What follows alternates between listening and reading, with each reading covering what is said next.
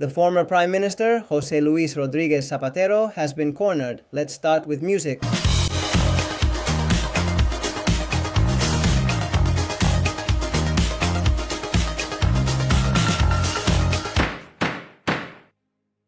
Hello everyone, and welcome to a new edition of Precautionary Measures. And pay attention, because the former Prime Minister, José Luis Rodríguez Zapatero, is against the ropes. Is he cornered by the Plus Ultra case?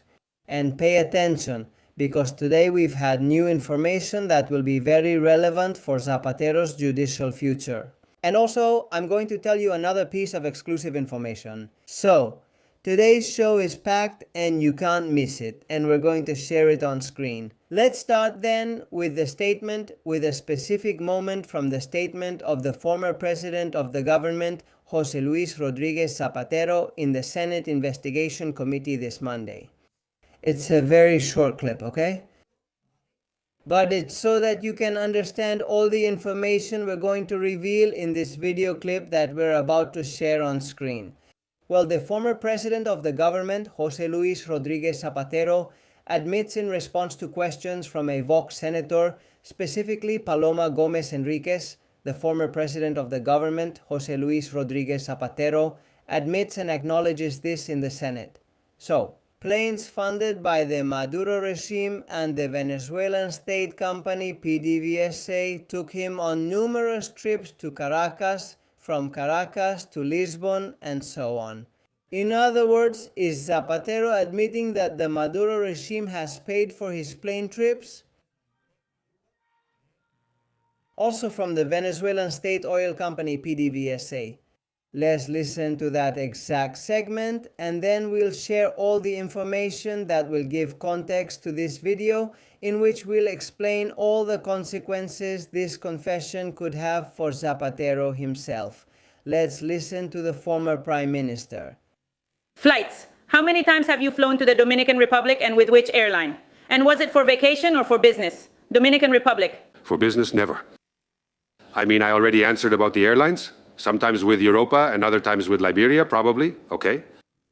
How did you travel when you had to go to Venezuela? Did you take the direct Madrid-Caracas flight? Or did you stop over in the Dominican Republic and then take a PDVSA plane to Caracas? That way, to simulate the travel method that was designed. Look, in the first years of the dialogue mission, I flew directly to Caracas with airlines in Liberia. Yeah. But let me finish, Mrs. Gomez, let me finish.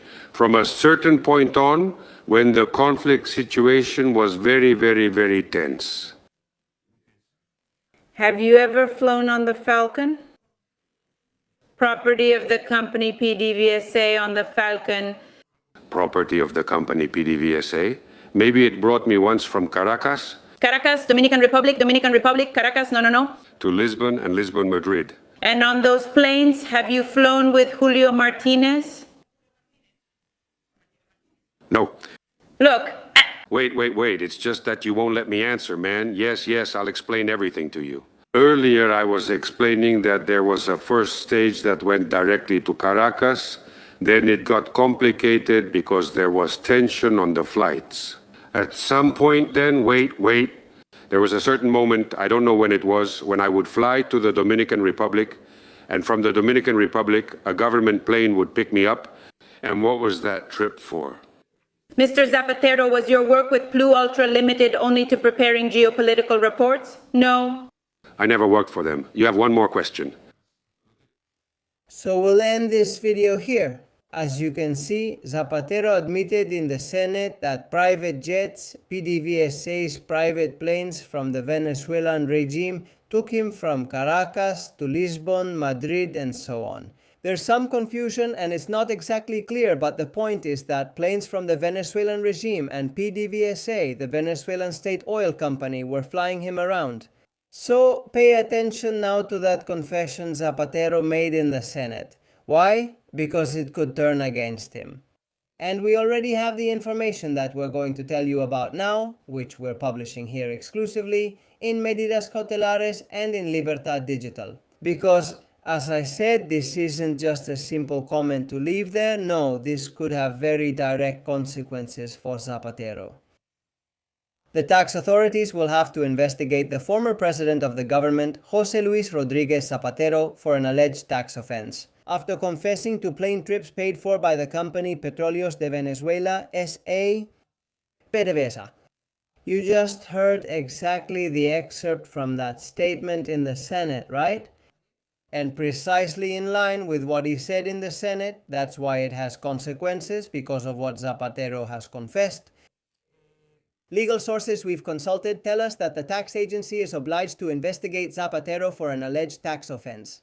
After his confession this Monday in the Senate Investigation Committee, the department headed by Vice President Maria Jesus Montero has to open an investigation into the former president of the government, with the aim of finding out how many plane trips were paid for by the Venezuelan regime and the state company PDVSA.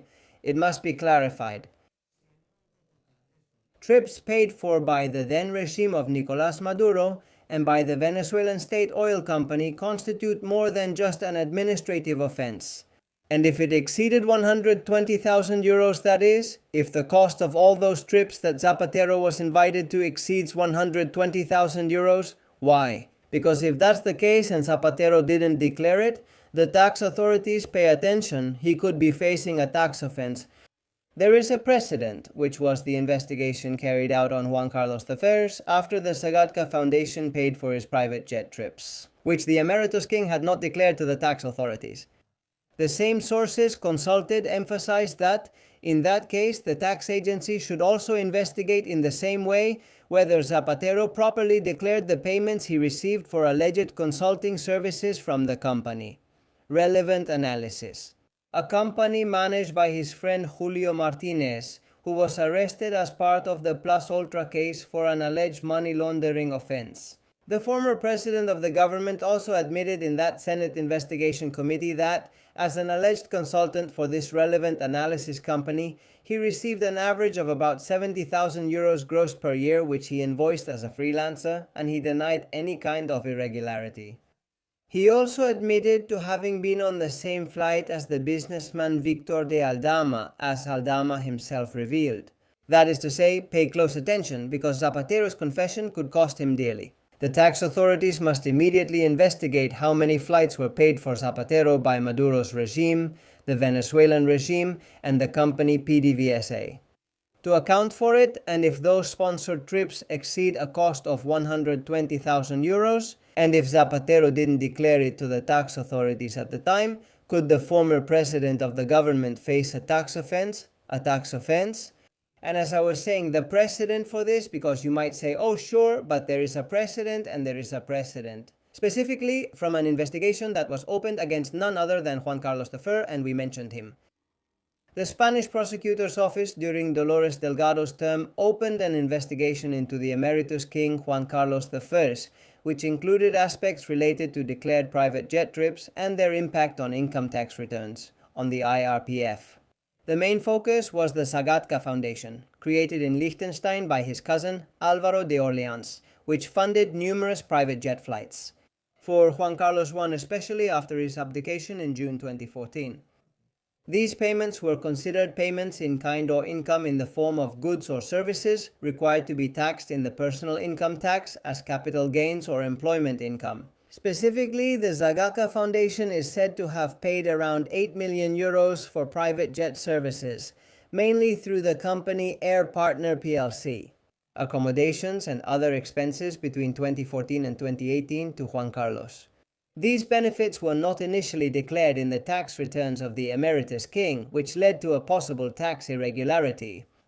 Finally, in February 2021, the emeritus king voluntarily submitted supplementary tax returns to the tax agency to regularize these amounts of several million euros. In March 2022, the prosecutor's office of the Supreme Court closed all investigations into the fortune of Juan Carlos I, including those related to the Sagatka Foundation and the undeclared flights. That is to say, this is no joke. The tax authorities should investigate Zapatero for those flights paid for by the regime, Maduro's Venezuelan regime, and also PDVSA, the Venezuelan state oil company. They must be accounted for. We need to know how much those planes cost, and if it exceeds 120,000 euros. Zapatero, if he didn't declare it, would be facing a tax offense. And did I also tell you at the beginning of the video that we also had some very relevant information? Well, yes, that's right, so pay attention. The Plus Ultra case is entering a new dimension. Specifically, the Court of Instruction number 15 of Madrid has stepped aside in favor of the National Court. And as a result, the head of the Central Court of Instruction number 4 of the National Court, José Luis Calama, has decided to take over the investigation of the Plus Ultra case, which implicates Zapatero. In other words, the former president of the government will no longer be investigated by an instruction court in Plaza de Castilla in Madrid, but by the National Court. This is extremely important regarding the consequences that the investigation may bring, the fact that it is being carried out in the National Court and not in an instruction court. Because the National Court has many more resources, and that investigation can bring many more repercussions and consequences. Also, very important, the judge who is taking on the investigation. It seemed like it was going to be Judge Moreno, the head of Central Investigative Court number 2, but in the end, it was number 4, José Luis Calama. What other cases has Calama handled? Well, Judge Calama, who is an expert in economic crimes, has handled the Banco Popular case. And more recently, 2 very sensitive cases that implicated the government. On one hand, the spying on the Prime Minister Pedro Sánchez with the Israeli program Pegasus, with that spy application which ultimately had to be closed. But Judge Calama took the investigation to the end, reopened the investigation after having closed it once, and finally had to close it for the second time. Because Israel has not cooperated in the investigation. And also Calama, well, he recently led another very sensitive investigation against the government, which was the blackout case. This investigation also ended up being archived because of the work done by both the National Intelligence Center and the police, etc. Well, in the end, they couldn't determine what the exact causes of that blackout were. The judge was able to confirm that it hadn't been a terrorist sabotage, let's say, at a digital level that caused that blackout, and the case had to be closed. But he's a judge who will surely see things through to the end. He'll see it through to the end, I have no doubt about it. So Judge Calama is surely going to do an excellent job. And this is good news for those of us who believe that indeed Zapatero is involved up to his ears. And also, this Plus Ultra case could fully implicate the current president, the president of the government, Pedro Sánchez. Because I remind you that the businessman Victor Daldama said a few weeks ago that Zapatero could have received a commission of 10 million euros for the 53 million bailout that the government gave to Plus Ultra. And that Sanchez could also have benefited from that commission, okay, which would have been split, so pay close attention to what might happen now in that court of the National High Court of José Luis Calama with the Plus Ultra case. For me, this is without a doubt very good news, that the National High Court takes over the investigation. And that's it for this edition of Precautionary Measures. I hope you liked it. Thank you so much for all your messages, your opinions, your encouragement that you give me every day, and for becoming members. Like the chosen ones for less than 3 euros a month, or like the supreme ones for less than 7 euros a month, you can also make contributions via Bizum, as you usually do. Thank you so much, also very generous, at 627556370. 627-5563. The most important thing, as I always say, is making sure everyone gets this information, because information is power. See you soon.